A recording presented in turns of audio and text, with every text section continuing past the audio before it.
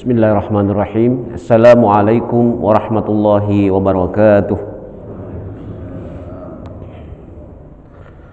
Alhamdulillahillazi anzala ala abdihil kitaba wa lam yaj'al lahu 'iwaja qayyiman liyunzira ba'san syadidan min ladunhu wa yubashshiral mu'minin. Asyhadu an la ilaha illallah wahdahu la syarikalah wa asyhadu anna Muhammadan abduhu wa rasuluhu la nabiyya ba'dah. Allahumma salli wa sallim wa barik ala habibina wa syafi'ina sayyidina Muhammadin wa ala alihi wa sahbihi ajma'in wa ba'du. Bapak-bapak dan ibu-ibu, kaum muslimin dan muslimat, jemaah salat subuh Masjid Al-Kahfi Komplek Gria Pamulang 2. Semoga Allah Subhanahu wa taala senantiasa melindungi dan merahmati kita sekalian. Amin ya rabbal alamin. Mari pertama-tama kita senantiasa memanjatkan rasa syukur kita kehadirat Allah Subhanahu wa taala. Ini adalah awal tahun 2023. Mudah-mudahan tahun ini insyaallah amal ibadah kita lebih meningkat lagi dibanding dengan tahun sebelumnya. Demikian juga dengan pelanggaran kita mudah-mudahan lebih berkurang lagi dibanding tahun-tahun sebelumnya, sehingga kita termasuk orang-orang yang beruntung. Beruntung itu kata Nabi SAW, yang hari ini lebih baik dari hari kemarin. Tapi kalau tahun ini sama dengan tahun kemarin, itu namanya rugi. Tetapi kalau hari ini justru lebih buruk dari tahun kemarin, maka itu adalah kehancuran. Jadi cuma satu yang menguntungkan, yaitu menjadi lebih baik. Mari kita bersalawat kepada Rasulullah Sallallahu Alaihi Wasallam, Nabi junjungan kita yang menjadi panutan kita, yang telah menyampaikan risalah Islam ini, sehingga alhamdulillah kita semua terbawa untuk mencapai keselamatan. Hadirin dan hadirat rahimakumullah, insyaallah kajian kita pada subuh ini akan membahas surah At-Takwir. Kita sudah membahas sebelumnya surah yang pertama turun, yaitu surah Al-Alaq. Kemudian Al-Alaq ini perintah utamanya adalah untuk membaca dan mengakui keesaan Allah Subhanahu wa taala. Kemudian surah yang kedua adalah Al-Qalam, di mana Nabi sallallahu alaihi wasallam dihibur oleh Allah Subhanahu wa taala bahwa dia tidak gila, ya, karena depresi. Begitu besarnya tekanan masyarakat pada waktu itu. Ini orang gila ini, ya. Bisa dibayangkan kalau orang-orang hebat pada waktu itu rame-rame kompak menunjuk beliau sebagai orang gila, ya. Akhirnya ayat ini atau surah Al-Qalam itu menguatkan diri Rasulullah bahwa wa ma sahibukum bimajnun, atau ya bukan, temamu ini bukan orang gila. Jadi bahwa Nabi Muhammad bukan orang gila. Kemudian dua surah berikutnya adalah Al-Muzammil dan Al-Mudaththir, bahwa Nabi diminta untuk bergerak, move on, ya. Wahai orang yang berselimut, ya, bangun, beribadahlah. Setelah itu jalankan tugasmu untuk memberi peringatan. Jadi yang pertama itu memberi peringatan dulu, ya, belum menyuruh apa-apa, tapi memberi peringatan kepada manusia, kepada kaum kamu. Itu dua itu. Nah, berikutnya adalah surah Al-Fatihah. Surah Al-Fatihah, walaupun dalam beberapa pendapat atau riwayat, Al-Fatihah ini biasa disebut surah Makkiyah sebagai surah yang kelima turun, maupun surah Madaniyah juga, ya, karena katanya turun lagi di Madinah. Kemudian surah Al-Lahab, di mana pada waktu itu ada seseorang yang sangat keras, ya, kepada Nabi Shallallahu Alaihi Wasallam, suami istri, ya, Abu Lahab dan istrinya itu. Kemudian ayat itu atau surah itu khusus turun, ya. Biasanya orang bangga kalau karena dia turun Al-Quran, ya, atau karena seseorang turun ayat Al-Quran. Jadi Umar bin Khattab radhiyallahu anhu waktu menjadi khalifah pernah datang berkunjung khusus kepada seorang perempuan yang bukan janda muda, janda tua biasa begitu ya. Tapi orang heran-heran kenapa khalifah yang gagah berani, kaya raya, ya, penguasa jazirah, ya, karena waktu itu Islam sudah menyebar kemana-mana, berkunjung ke gubuk tua. Kata Umar, Anda tidak tahu bahwa salah satu ayat Al-Quran turun gara-gara perempuan ini, ya, karena membela perempuan itu. Nah, tetapi surah Al-Lahab ini turun untuk mencelah, dan celaan yang ada dalam Al-Quran khusus kepada Abu Lahab ini menjadi kekal, karena selama Quran masih ada, surah Al-Lahab juga masih ada.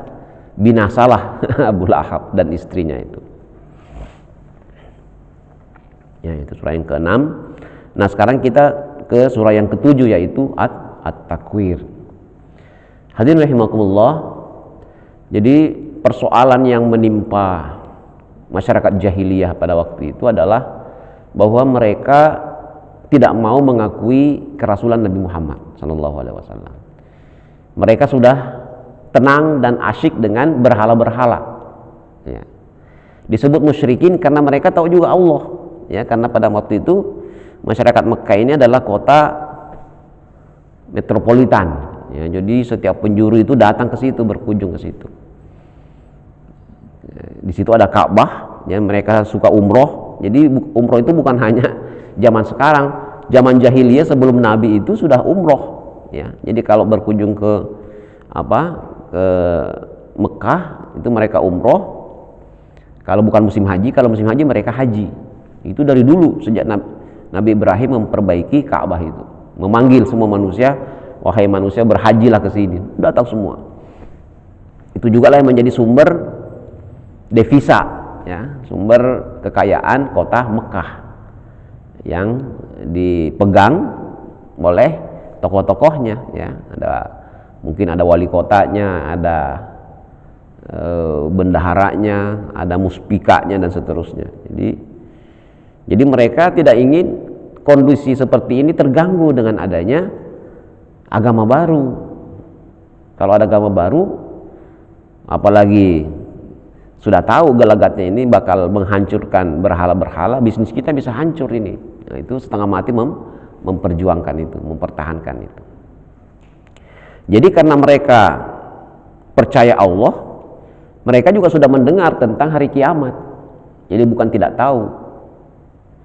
Jadi diperingatkan itu bahwa bukankah Anda juga tahu bahwa akan ada hari kiamat. Siapapun yang percaya Allah pasti, ya, akan percaya juga bahwa akan ada hari akhirat. Ya, tetapi tadi karena kesibukan, kemewahan dunia ini mempengaruhi mereka sehingga tidak mau menerima ajaran agama baru ini. Oleh karena itu nanti kita lihat surah-surah yang turun di Mekah ini banyak sekali mengingatkan mereka betapa berbahayanya hari kiamat itu. Nah, kita juga sebenarnya demikian, ya, cuma kadang-kadang kita cuek saja. Jadi Nabi pernah bersabda, siapa yang ingin melihat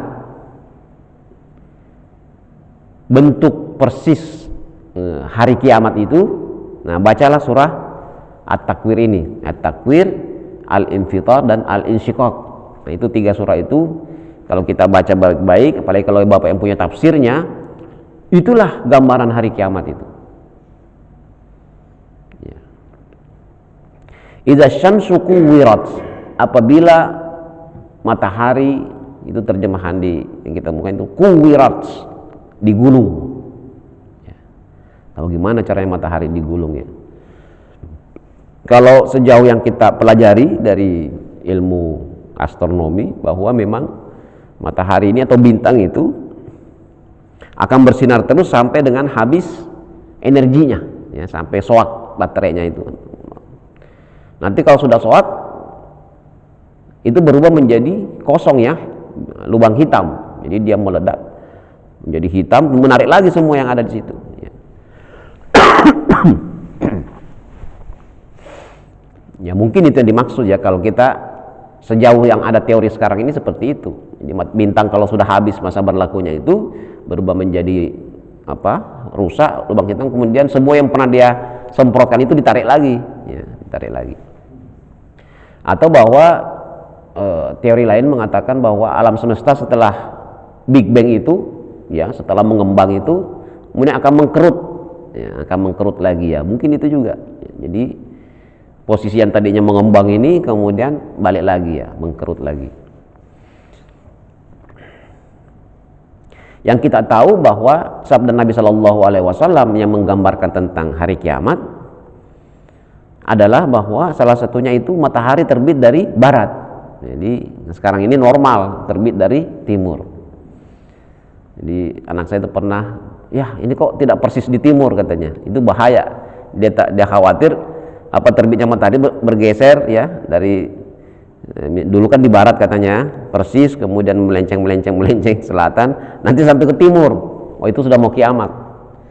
Nah, dia lupa bahwa nanti setelah bergeser begini, bergeser lagi begini, ya, karena putaran bumi itu kan lonjong, ya, lonjong, ya, kadang-kadang miring ke kiri, kadang-kadang miring ke kanan. Nah, jadi matahari digulung atau sistem tata surya kita. Jadi ketika matahari ini memang sudah kehabisan energinya, maka planet-planet tata surya ini akan bertabrakan. Nah, inilah kemudian yang di sebelahnya ayat kedua mengatakan wa idzan nujumu qadarat. Jadi kalau bintang-bintang berjatuhan. Jadi ini perspektif di bumi. Ya, kita bintang jatuh, ya. Ya, tabrakan. Ya, karena sudah habis kekuatannya itu. Jadi tidak ada lagi yang jadikan stabilnya orbit ini karena gravitasi itu, ya, karena putaran itu. Jadi kalau sudah tidak berputar lagi, maka satu-satu lepas, meteor juga, atmosfer juga tidak melindungi lagi, maka semua menjadi hancur. Wa idzal jibalu suyirat, maka gunung pun hancur, ya. Gunung-gunung itu juga hancur. Gempa, ya. Kemarin ini gunung ini kan tonggaknya, ya, ibarat apa ini, tulangnya, ibarat beton itu, gunung itu tulangnya bumi. Nah, kalau sudah bergeser di bawah, sudah patah seperti apa, gigi yang tanggal dari akarnya itu krak, udah, itu gunung udah tidak stabil itu. Itu yang bisa memicu apa, gempa bumi besar-besaran. Ini sekarang udah mulai. Nah, ramalan-ramalannya juga menakutkan, apa, ya, ada apa namanya, megatrust, ini yang mengerikan. Ya, tapi sebagai orang beriman, ya, kita jangan udah akhirnya kasihan juga yang di tepi pantai itu, tempat wisata itu nggak ada yang mau ke sana, takut tsunami gitu.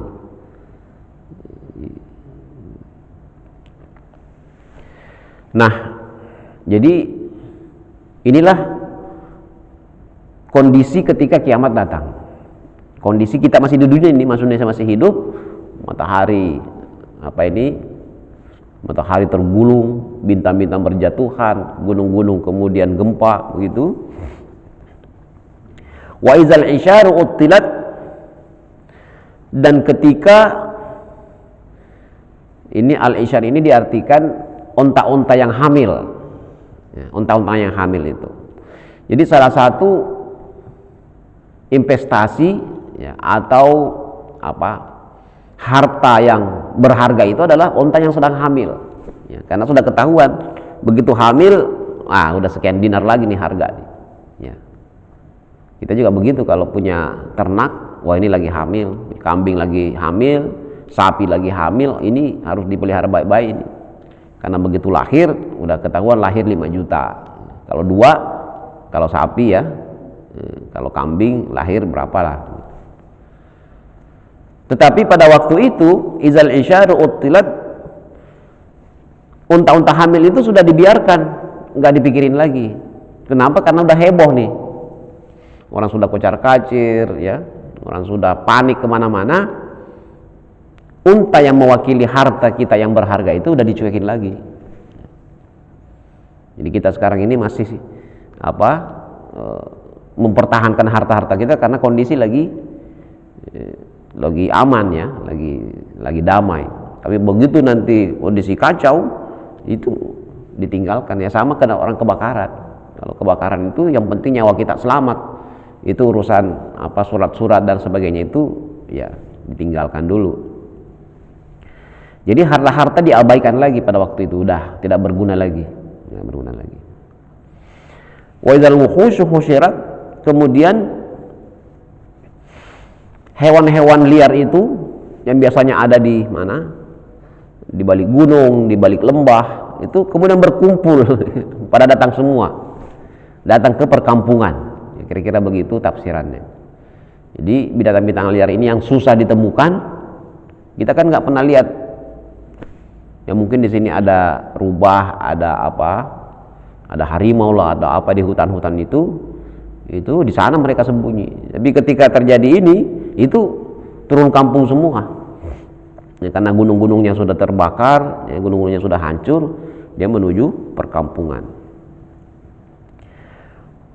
Wa izal biharu sujirat, dan apabila laut-laut ini sujirat, dipanaskan atau mendidih. Nah, bisa dibayangkan kalau laut mendidih.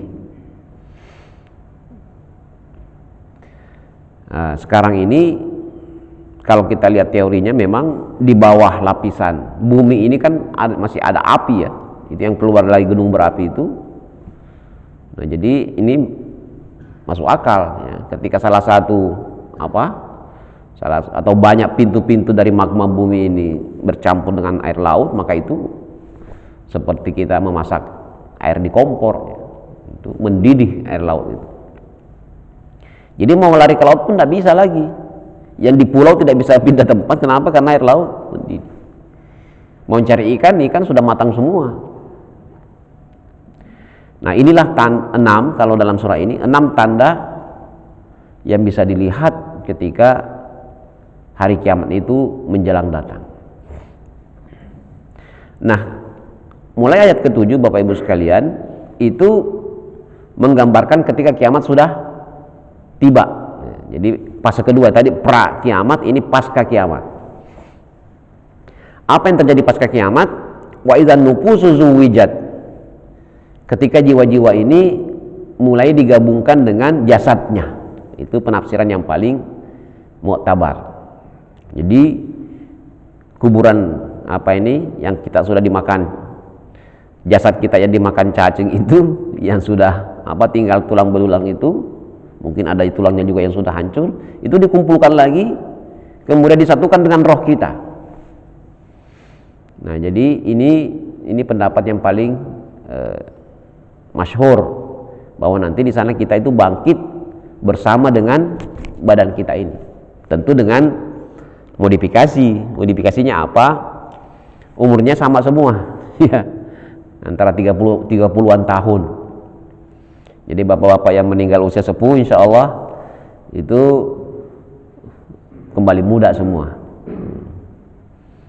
Kalau dibangkitkan dalam kondisi tua lagi, ya nggak seru. Masa meninggalnya tua, nanti dibangkitkan tua lagi. Nah, tapi semua menjadi usia 30-an tahun, baik laki-laki maupun perempuan. Nah, bukankah masa remaja ini yang paling kita inginkan? Jadi ada syair Arab itu mengatakan, saking tuanya ini sudah jalannya sudah teronggok-onggok begitu, dia bersyair, ya laita syababu ya'udu yauman. Wahai masa muda, kenapa tidak pulang satu hari saja? Pengen merasain lagi masa muda itu, di mana kita apapun bisa diangkat, halangan apapun bisa dilawan. Tapi begitu kita sudah tua, pengaruh sudah menurun, ingatan sudah menurun, tidak bisa apa-apa lagi. Nah, pada waktu dibangkitkan ini, itu semua dalam kondisi prima. Jadi prima untuk menerima nikmat, sekaligus prima untuk menerima na'udzubillah, menerima siksa juga. Ya, kalau orang tua, ya, kalau orang fisik yang tua itu kan tidak terlalu merasakan sakit lagi sebenarnya. Jadi sakit itu dirasakan ketika fisik kita stabil. Nah, ini ketika jiwa-jiwa disatukan dengan jasadnya. Wa izal mau'udatu su'ilat, dan ketika bayi-bayi perempuan yang dibunuh itu ditanyai. Ini sindiran keras Jadi ada beberapa suku di Arab jahiliyah pada waktu itu sangat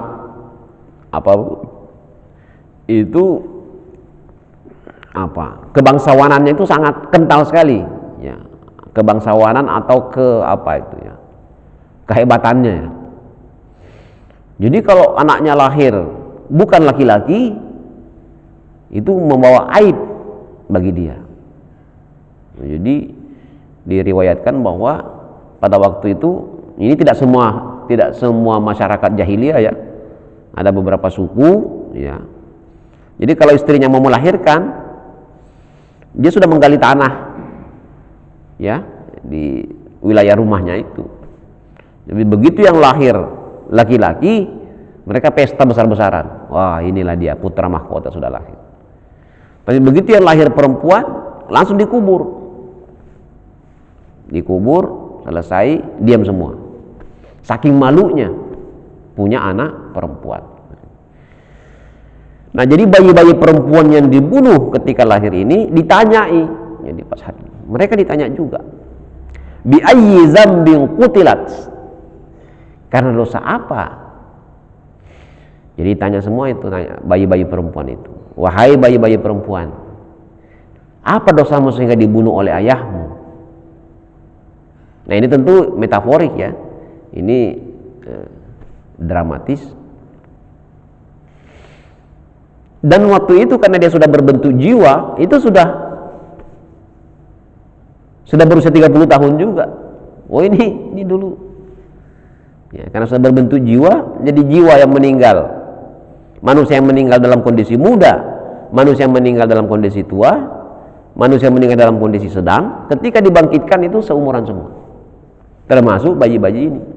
Jadi mereka bisa menjawab. Jadi ketika ditanya, wahai yang dikuburkan waktu bayi itu lahir, dosa apa kalian dibunuh? Apa kata mereka? Kami tidak punya dosa. Kami tidak punya dosa, tetapi dibunuh. Bisa dibayangkan bagaimana perasaan si bapak yang ada di sebelah sini. Tidak ada dosanya anakmu itu. Hanya karena kamu ingin disebut hebat, ya, disegani, dipandang oleh masyarakat, sehingga anak-anak ini menjadi korban. Nah, beda dengan yang meninggal normal. Kalau bayi-bayi yang meninggal normal itu justru menjadi malaikat, ya, dalam tanda petik, ya, justru menjadi penghibur. Kita bayangkan, kita punya anak, kita punya cucu, belum balik, ya, masih kecil-kecil, meninggal karena sakit apa begitu. Mereka nanti menjadi hiburan, bahkan penyelamat bagi orang tua yang ada. Jadi kita itu kadang-kadang merasa sangat sedih, anak yang belum ada dosanya, belum ada apa-apanya ini meninggal karena sakit, ya. Apakah karena DBD biasanya, atau muntaber, sakit. Tapi inilah yang menjadi, kalau orang tuanya sabar, ya, orang tuanya sabar, pasrah, ikhlas, anak inilah yang kemudian menjadi penghibur di sana. Wa iza suhufu nusyirat. Nah, jadi ini pasca kiamat, ya. Ketika catatan-catatan ini dibentangkan, masing-masing kita sudah terima, kan? Cuma menerima catatan ini memang sudah ada tanda-tandanya. Kalau serah terimanya itu seperti serah terima pejabat dari depan, ya, ini saya serahkan, gitu, ya. Ah, itu pertanda baik. Tapi kalau diterima diambil dari belakang, orang semua nyari, mana? Ternyata catatannya di belakang. Atau diterima dari sebelah kiri. Nah, itu sudah tanda-tanda itu. Ini nggak benar ini. Tanda-tanda tidak beruntung, Anda belum beruntung. Kenapa? Karena kitab catatannya itu diterima dari tangan kiri atau dari belakang. Semua catatan kita ada di situ. Kayaknya memang ada perbedaan pendapat bagaimana dengan dosa yang sudah taubat, gitu, ya.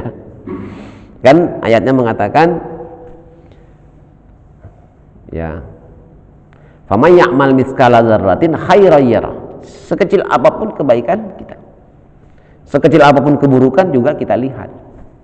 Jadi pendapat yang masyhur itu kelihatan Pak, waktu kita berdosa dulu waktu hidup itu ada catatannya, hari ini tanggal sekian, jam sekian, detik sekian kamu begini. Itu kan malu juga. Cuma kalau taubat kan nanti ada, oh tapi kemudian pada jam sekian ini sudah taubat. Nah gitu ya.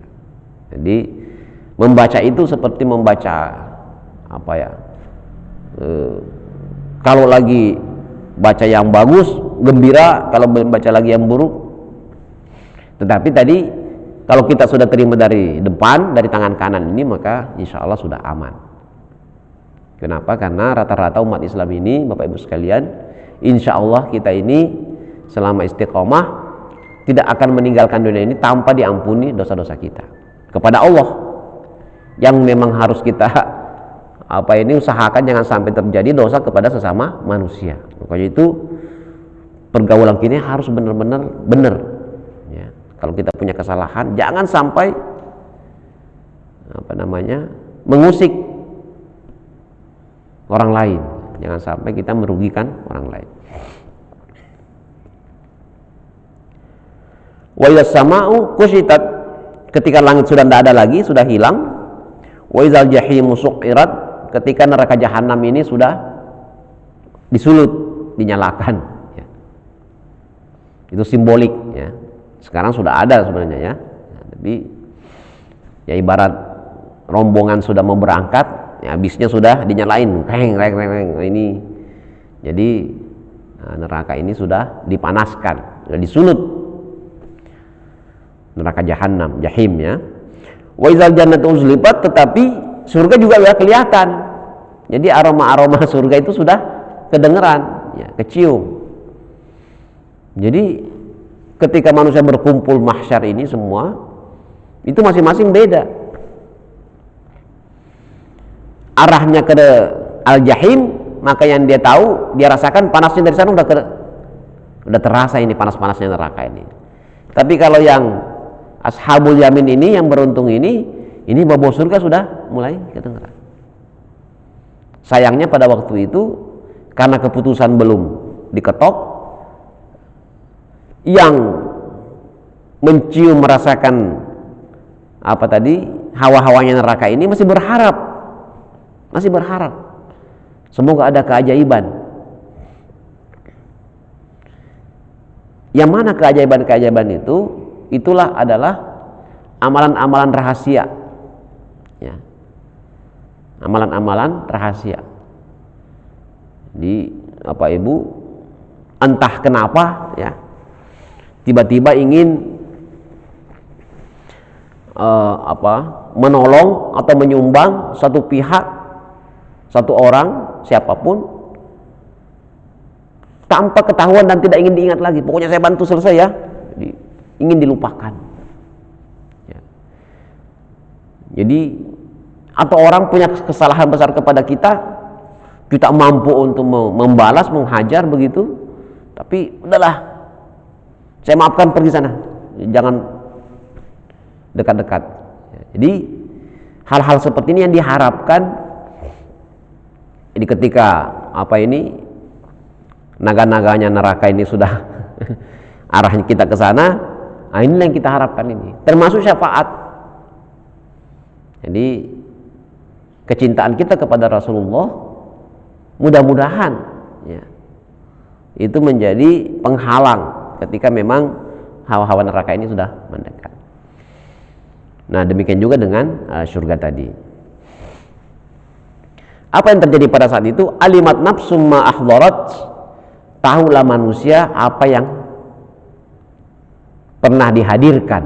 Ahdarat itu apa? Jadi apa yang kita lakukan ini semua dianggap sebagai apa yang kita hadirkan, apa yang kita respon dengan kehidupan kita di dunia, baik amalan baik maupun amalan buruk. Jadi ini ada 6 tanda pra kiamat, ada 6 juga pasca kiamat.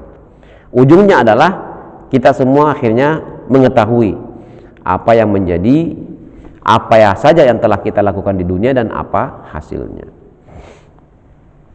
Nah pada bagian yang kedua Bapak Ibu sekalian, surah ini kemudian bersumpah, Allah bersumpah, fala uqsimu bil khunnas, saya bersumpah demi al khunnas, bintang-bintang ini ya. Jadi banyak nama-namanya Pak ya. Al khunnas ini banyak nama-nama dalam Al-Quran, memang hanya digunakan di Al-Quran ya. Ada hanya satu kali disebut, tidak disebut lagi di tempat lain, dan tidak dipakai dalam percakapannya kecuali kalau kita baca ayat ini. Al-Jawaril Kunnas ya, yang beredar ya, bintang-bintang yang timbul tenggelam itu. Wal-laili iza as'asa, demi malam. Ini sumpah. Demi malam ketika iza as'asa, ketika sudah menjadi gelap. Jadi yang namanya malam itu gelap. Ini sudah mau mulai siang. Was-subhi iza tanaffas, dan pagi iza tanaffas, ketika menjelang. Jadi malam gelap terang. Kalau malam itu dari mulai terang seperti ini, nanti semakin gelap, semakin gelap, semakin gelap. Nah, kalau pagi subuh ya, dari gelap terang sampai bersinar. Ini sumpahnya Allah. Kenapa Allah bersumpah dalam Al-Quran? Ya, karena mengikuti gaya bahasa masyarakat Arab pada waktu itu. Masyarakat Arab itu sedikit-sedikit pasti bersumpah, demi ibuku, bi abi wa ummi ya, disebut demi ibunya. Jadi bersumpah itu menyebut sesuatu yang hebat.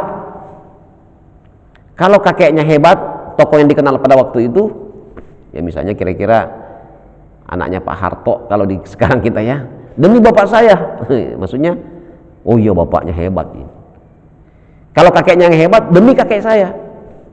Tentu tidak disebutkan kalau kakeknya pernah di penjara atau kakeknya tidak terkenal, itu tidak mungkin dia bilang demi kakek saya. Tapi kalau kakeknya hebat, ya, demi kakeknya, demi, kalau pamannya hebat demi pamannya, kalau ibunya yang hebat demi ibunya, ya, gitu.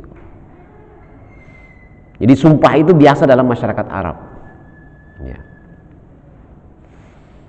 Nah, kemudian di akhir ya masa keislaman, kemudian Nabi melarang kita. Udah, sekarang tidak ada lagi sumpah-sumpahan dengan benda-benda.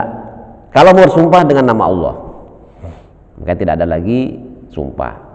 Kalau ke pengadilan, nah, jangan sampai bapak-bapak ke pengadilan ya, diminta sumpah sebagai saksi, pasti demi Tuhan atau demi Allah saya bersumpah. Bukan demi ibu saya, demi bapak saya, demi gunung Bawakaraeng atau gunung gede, bukan. Pasti demi Allah. Tapi kalau Allah itu bersumpah dengan makhluknya. Nah, memang para mufassir mengatakan kalau Allah menyebut suatu benda sebagai sumpah, pasti ada sesuatu di benda itu yang bisa dijadikan ibrah, bisa dijadikan pelajaran. Wattini wazzaitun, demi buah tin dan demi buah zaitun. Pelajari ada apa di sana. Wahazal baladil amin, demi negeri yang aman ini, demi Mekah. Pelajari ada apa di Mekah itu. Jadi apa muksam alaihnya, apa yang disumpahkan itu, innahu laqaulu rasulin karim. Ya, sesungguhnya Al-Qur'an itu ya dibawa oleh utusan yang mulia. Siapa itu? Jibril. Ya. Jadi bagi Allah itu Rasul ya, malaikat juga Rasul, karena dia merupakan utusan untuk membawa Al-Quran. Jadi Al-Quran ini benar-benar dibawa oleh malaikat Jibril. Kalau ayat lain dikatakan nazala bihi ruhul amin, turun bersama dengan Jibril, dibawakan kepada Nabi Muhammad. Ya. Jadi masyarakat pada waktu itu tahu juga bahwa ada malaikat. Jadi jangan kita mengatakan masyarakat jahiliyah itu tidak tahu apa-apa. Tahu, pinter Pak, IQ-nya itu tinggi, itu hitung-hitungan bisnisnya tinggi ya, apalagi para pemuka-pemuka jahiliyah itu. Jadi mereka tahu ada hari kiamat, tahu ada malaikat ya. Apalagi pada waktu itu, ya kita tadi di kota Mekah ini ada, jadi yang banyak musyrikin. Musyrikin itu artinya menyembah Allah, menyembah patung-patung juga. Dari mana menyembah Allahnya itu? Ya dari Ibrahim. Karena pada waktu itu mayoritas keturunan dari sana, Ismail ya. Jadi bawa nama agama dari Ibrahim. Padahal Ibrahim ini agamanya Hanif, agamanya lurus itu. Tapi kemudian bercampur. Ya, dan mereka mengatakan, kami menyembah patung ini tidak lain supaya kami lebih dekat kepada Allah, katanya. Jadi logikanya sudah terbalik. Di situ juga ada Yahudi, ada Nasrani, ada Majusi, bahkan yang tidak punya Tuhan juga ada semua di situ di kota Mekah itu. Ya karena di situ muncul banyak agama, yang namanya malaikat itu bukan hal yang aneh. Wow, ada malaikat. Apalagi ahlul kitab Yahudi Nasrani ini paling tahu bahwa ada malaikat. Jadi siapa yang membawa Al-Quran itu? Zi quwwatin inda zil arsy makin, malaikat yang memiliki kekuatan. Ya, itu ya. Semua dari dulu terkenal Jibril. Jadi Jibril inilah, kalau Nabi adalah penghulunya para Nabi, topnya para Nabi dan Rasul, maka Jibril ini topnya para malaikat. Punya kedudukan tinggi, ya, di hadapan pemilik arsy, maksudnya Allah. Jadi Allah ini apa kira-kira ya, kalau ini presiden itu mungkin perdana menteri atau apa, Menko, ya apalah itu yang kuat itu ya. Muta'in, ditaati oleh malaikat-malaikat yang lain. Jadi malaikat Jibril ini adalah komandannya para malaikat. Lagi pula terpercaya, muta'in sama amin. Nah itu tentang Jibril. Ya, jadi bahwa Al-Quran dibawa oleh Jibril. Jibril adalah malaikat yang paling kuat, yang paling tinggi kedudukannya di sisi Allah, ditaati oleh para malaikat yang lain dan sama amin, terpercaya. Wa ma sahibukum bimajnun. Nah, ayat berikutnya ini bercerita tentang Nabi Muhammad. Diulangi lagi apa yang pernah kita bahas pada surah Al-Qalam itu. Ya. Dan tidaklah ya sahabatmu itu bimajnun, gila. Jadi ini untuk kafir Quraisy ini ya, jahiliyah musyrikin. Temanmu itu siapa? Muhammad ini bukanlah orang gila. Itu dulu udah pernah diingatkan bahwa itu bukan orang gila. Jadi ketika Nabi Muhammad menceritakan bahwa saya bertemu dengan Jibril, saya mendapatkan wahyu begini, itu bukan karena gila. Itu benar-benar kejadiannya ada. Walaqad ra'ahu bil ufuqil mubin, dan sungguh benar-benar dia telah melihatnya. Jadi Nabi SAW melihat Jibril ini fil ufuqil mubin, pada sudut pandang yang nyata. Jadi kalau kita melihat cakrawala itu, wah ini benar-benar, bukan samar-samar. Karena kalau kita bermimpi, apa gambarannya? Oh begini-begini. Ini benar-benar nyata. Wa ma huwa 'alal ghaibi bidanin, dan Muhammad ini tidaklah bakhil, tidaklah pelit menyampaikan hal-hal yang gaib. Jadi memang kalau dalam ajaran guru-guru kita, guru-guru tarikat itu, kalau kamu melihat hal-hal yang aneh, yang gaib begitu, jangan ceritakan. Itu. Jadi biasa ya, kalau tarikatan itu wiridan tiba-tiba ada hal-hal, ya, ada penampakan atau apa itu dilarang untuk menceritakan. Tapi kalau Nabi disuruh sampaikan, jangan disimpan-simpan. Jadi sahabatmu ini, Nabi Muhammad ini, tidak ada hal-hal yang disembunyikan. Karena dari dulu memang Al-Amin. Nabi Muhammad dari dulu memang terpercaya. Apa yang disampaikan pasti benar. Ya, ini juga menepis kemungkinan bahwa jangan sampai ada yang mengatakan bahwa Nabi Muhammad menyimpan sebagian. Ya, katanya itu ada juga yang percaya begitu. Katanya Quran 30 juz itu disampaikan kepada masyarakat umat. Ada 10 juz lagi yang disampaikan kepada orang-orang khusus gitu ya. Nah, itu tidak benar. Jadi Bapak Ibu jangan percaya kalau ada isu-isu begitu. Hafal juz berapa? Hafal berapa juz? 30 juz. Wah, Anda berapa? Saya 40 juz. Wah. Nah, itu 30 juz aja susah, 40 juz. Jadi suka ada isu bahwa ada Quran yang hanya diturunkan kepada orang yang Nabi hanya sampaikan pada orang khusus. Dia mendapatkan jalur khusus mengakses 10 juz itu. Nah, itu tidak benar. Tidak benar. Jadi Nabi tidak pernah menyembunyikan apapun. Wa ma huwa biqauli syaitonir rajim. Al-Quran ini bukan perkataan syaitan. Jadi mereka juga tahu pada waktu ada namanya syaitan. Ya, bukan perkataan syaitan. Bukan ilusi, ya. Nah, dengan ya, begitu banyaknya bukti-bukti bahwa Nabi Muhammad ini tidak gila, bahwa dia benar-benar bertemu dengan malaikat Jibril, bahwa dia tidak menyembunyikan apapun, ya, dan bahwa Al-Quran ini bukan perkataan syaitan tapi perkataan Allah. Ayat berikutnya mengatakan fa aina tazhabun. Nah, ini ayat ini populer, ya, biasa digunakan ketika kita muhasabah. Fa aina tazhabun, hendak kemana kalian ini? Hendak bermazhab kemana? Berpihak kemana? Apakah mau tetap dengan berhala-berhala ini, sementara sudah nyata ini ada saudara kalian, teman kalian yang terpercaya ini mengatakan bahwa itu keliru. Inilah agama yang benar, inilah Al-Quran firman Allah, inilah penutup yang membenarkan, menyempurnakan kitab-kitab yang dahulu. Mengapa kalian masih tidak mau percaya kepada Muhammad? Terus mau kemana? Fa'ina tazhabun, mau kemana kalian? Ini kalau kita ditanya juga begini kadang-kadang bingung. Ini kita mau kemana ini? Lahir, balita, remaja, dewasa, kemudian mulai pensiun, ya, mulai menikmati itu, mulai sakit-sakitan, ya, mudah-mudahan tidak ya. Mau kemana? Apa urusan kita ini? Apakah hanya begitu semua rutinitas itu?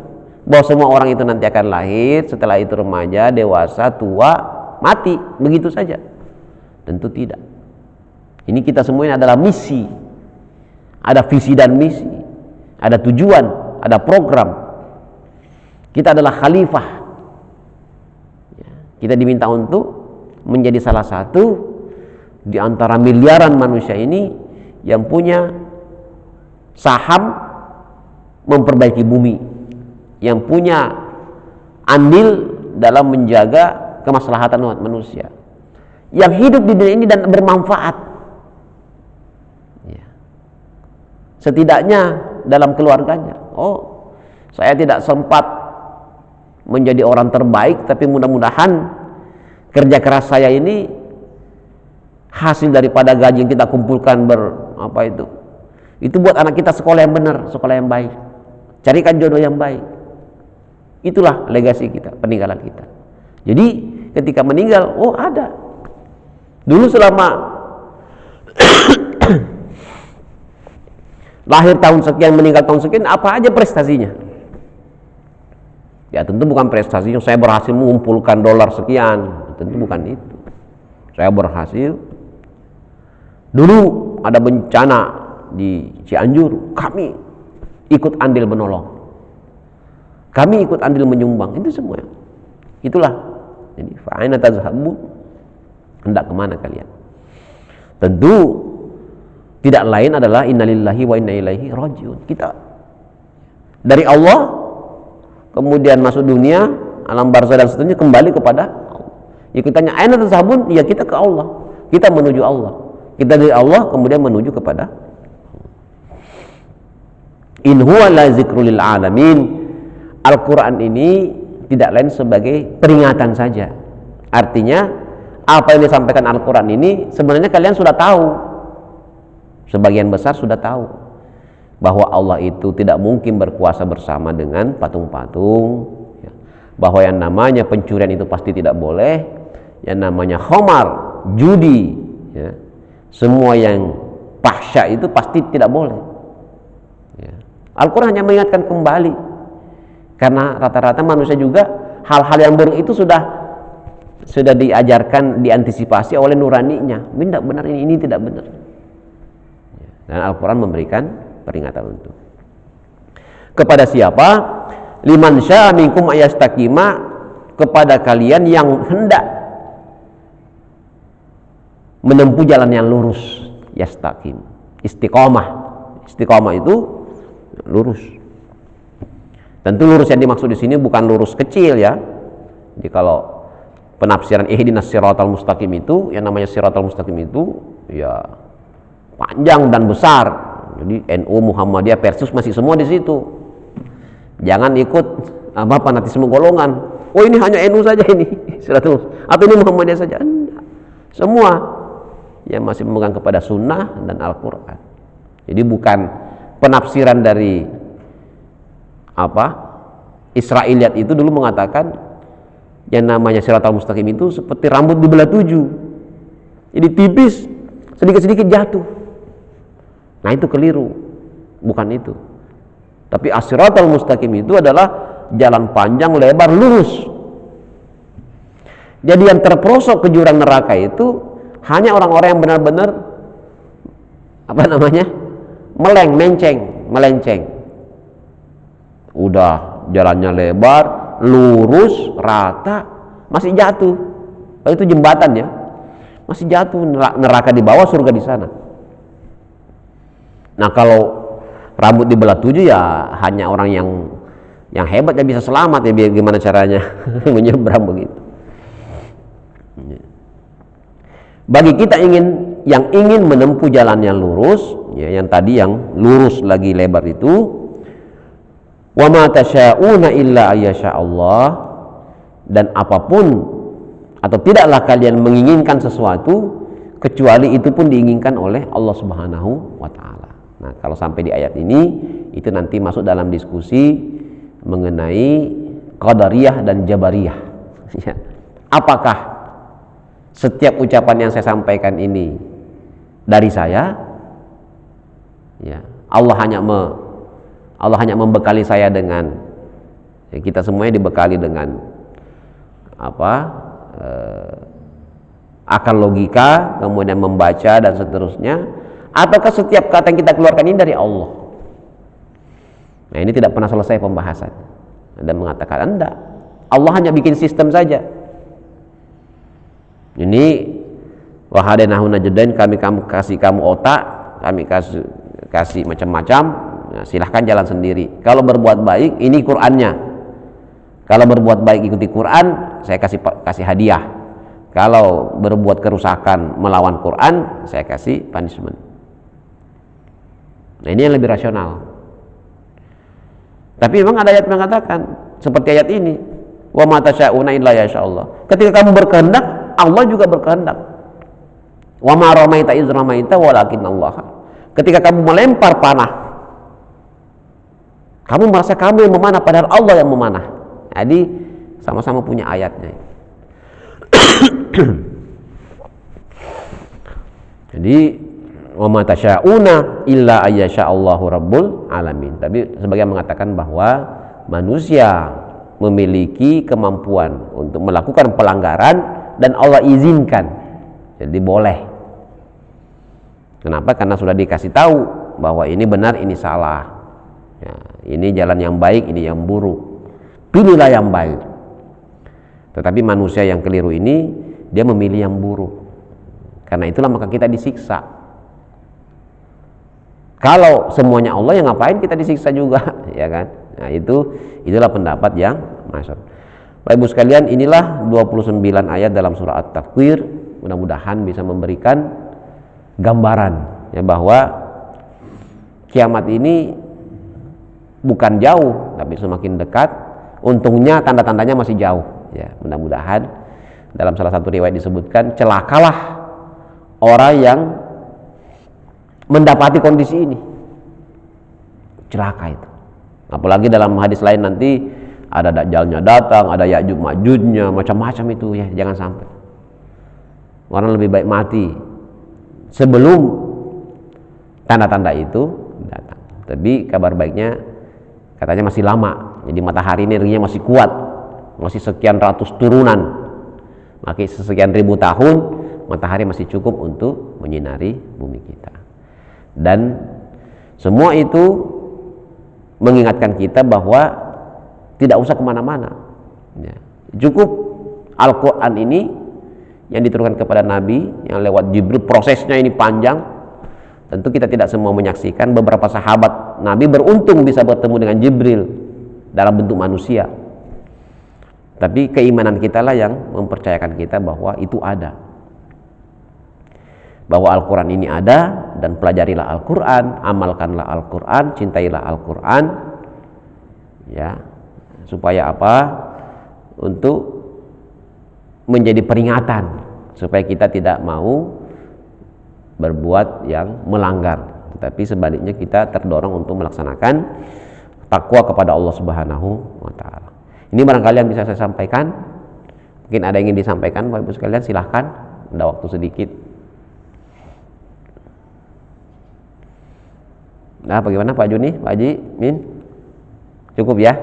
Baik, kalau cukup mari kita sama-sama akhiri dengan membaca doa kafaratul majlis. Subhanakallahumma wa bihamdika nasyhadu an la ilaha illa anta nastaghfiruka wa natubu ilaik. Qanallahu wa yajikum ajmain. Wal afu minkum. Wassalamu alaikum warahmatullahi wabarakatuh.